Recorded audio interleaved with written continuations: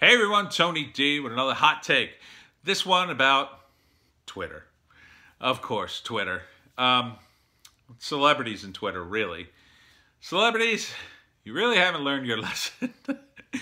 Please, stop tweeting. Just stop tweeting about politics and war and this whole Iranian thing. Rose McGowan, who's now had to backtrack off of this, was apologizing for the United States on Twitter in an absolute panic because she read something about the bombing and the killing of the general. Listen, first off, no one cares. Well, I shouldn't say no one cares. The reality is no one cares, but the hyper reality that's created by the media, they love it. They love to see any famous person do something a little stupid or a little crazy or a little extreme. And this is a little stupid, a little crazy, and a little extreme. Why would you tweet this out in the open? You look like an insane person. You should just stay off Twitter and not comment on these things. Why are you, Rose McGowan, an actress, commenting on world events like this? You're just shooting yourself in the foot. This isn't going to help you get a role.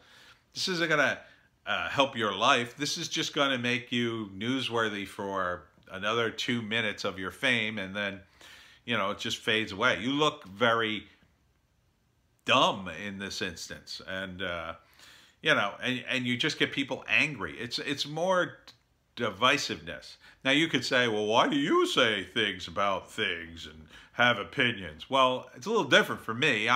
First off, I'm not very famous, if at all. And second, I'm a writer, so we kind of drill down into things with our brains and think about things. So,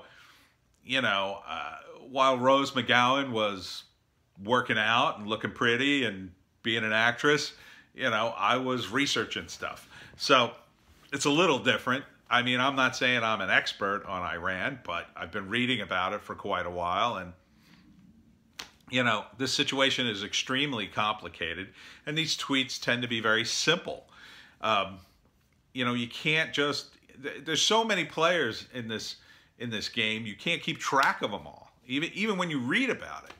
I said in my previous videos, the possibility, I just threw this out there, it's kind of a conspiracy theory, but what if this general was sort of the last hardliner in politics in Iran, and the rest of the Iranian hierarchy wanted to get rid of him so they could make a deal with the United States, so they could do the things that maybe a guy like him wouldn't allow them to do, because he was a hardliner and he was the leader of their Iranian special forces, the Quds Force. I think it's called Quds Force.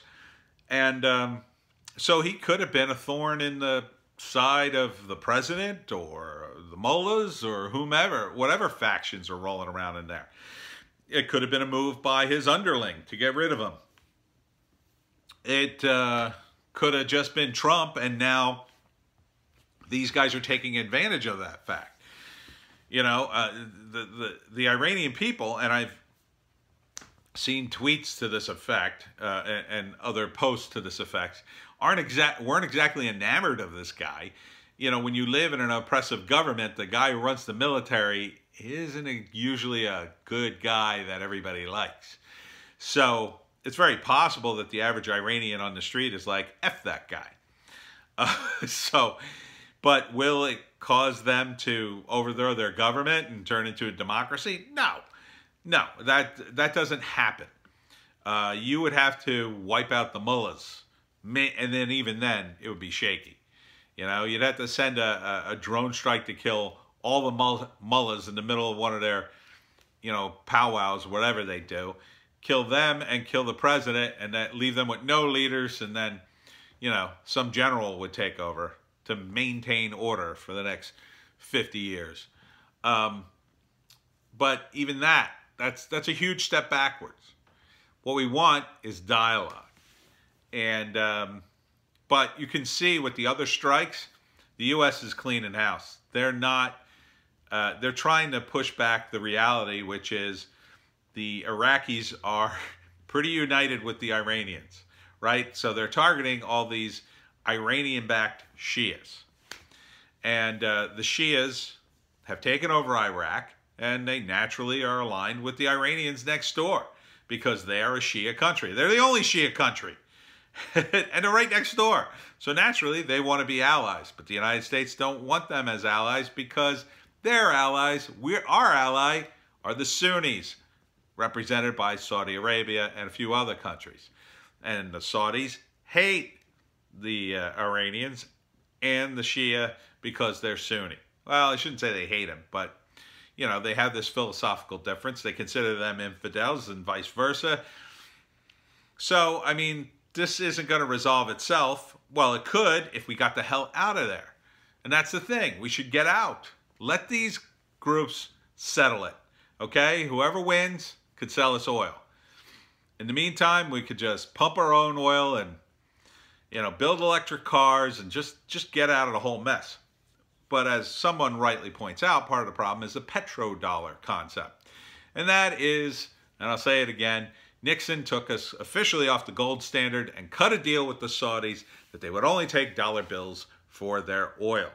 So without the Saudis, what happens to the US dollar? Well, every country in the world that's sitting on dollar bills so they can buy their oil suddenly goes, what do I need these for? And floods the market with billions and billions and billions of dollar bills, collapsing our currency. Yes, the United States does not want that. However, if we could cut a deal to the Iranians and say, hey, take dollar bills for your oil, then we'd be fine. Because then you'd have the Shia taking dollar bills and the Sunnis taking dollar bills, and who cares if they kill each other. But that's not going to happen. Not anytime soon.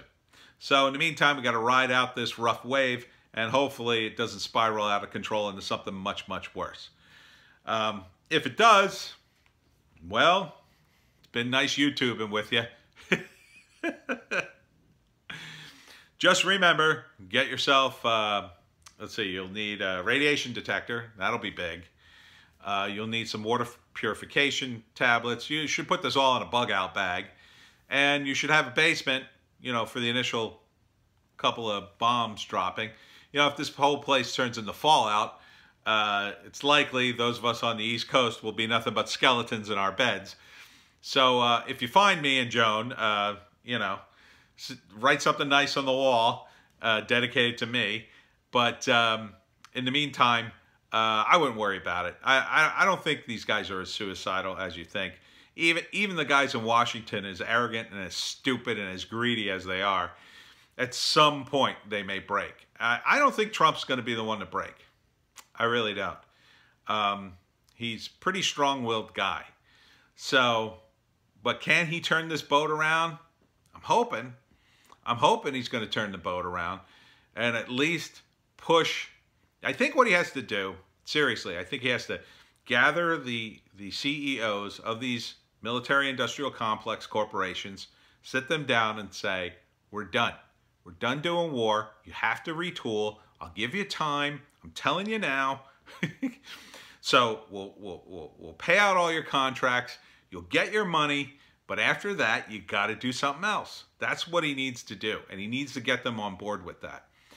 And if he doesn't, I don't know what's going to happen. These guys are just going to keep pressuring and pressuring and pressuring him, hoping he breaks.